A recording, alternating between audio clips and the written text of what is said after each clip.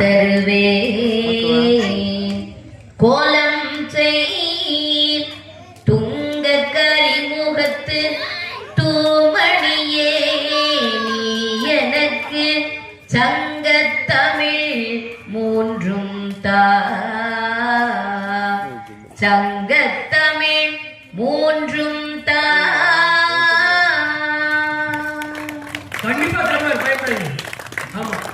பாதம் தொட்ட மண்ணுக்கு முதல் வணக்கம். பட்டிமன்ற நடுவர் அவர்களுக்கு முழு வணக்கம். முழு வணக்கம் மொத்தமா தடுப்பு சுவர் கட்ட வந்தவர்களுக்கு தலை வணக்கம். பக்த கோடி பெருமக்களுக்கு என் மொத்த வணக்கம்.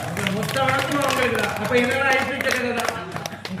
சரி பாப்போம் என்ன நடக்குதுன்னு. நடுவர் அவர்களே, ஒரு ஊர்ல சரி ஒரு பெரிய வைர வியாபாரி. ஓஹோ. அந்த ஏரியால அவர் வியாபாரத்துல ரொம்ப பிரபலம். சரி.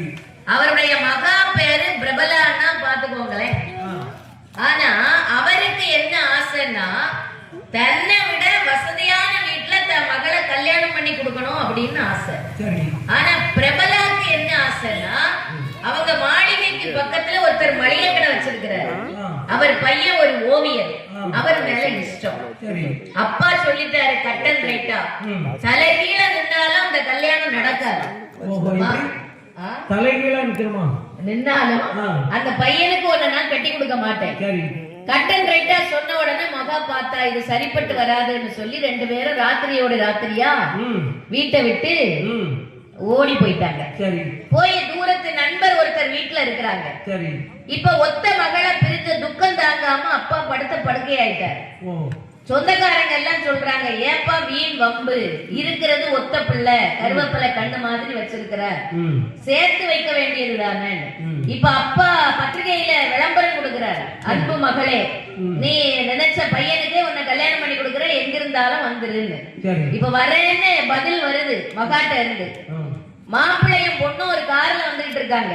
விதி யார விட்டு எதிர்த்தால வந்திருந்த லாரி கார் மேல மோதி மகளும் மருமகனும் விடைபெற்று மருமகன் ஸ்பாட் அவுட். சரி. முடிஞ்சு ஒரு 4-5 வருஷம் ஆகுது. சரி. பிரபலா கிட்ட எந்த மாற்றமுமே இல்ல. கையில ஒரு ரத்த கரை படிஞ்ச ஒரு துணியை வச்சுட்டு அதையே விரிச்சு விரிச்சு பாத்துக்கிட்டே இருக்கிறான். எவ்வளவோ சொல்லி பாக்காங்க சொந்தக்காரங்க எல்லாம், என்னம்மா நீ இப்படி அப்பா அம்மா வயசான காலத்துல இன்னொரு கல்யாணம் பண்ணிட்டு இருக்க வேண்டியதுதானே. முடியவே முடியாதுன்னுட்டா. அப்பாவும் அம்மாவும் கடைசியில கெஞ்சுறாங்க, எங்க ஆத்ம திருப்திக்காக வேண்டியாவது நீ கல்யாணம் பண்ணிக்கமான்னு சம்மதிக்கிறா. மறுபடி வீடு கல்யாண களை கட்டுது. நகை நட்டுன்னு அப்பா வாங்கி குவிக்கிறாரு. கல்யாணத்துக்கு ஒரு 2-3 நாள் இருக்கும் போது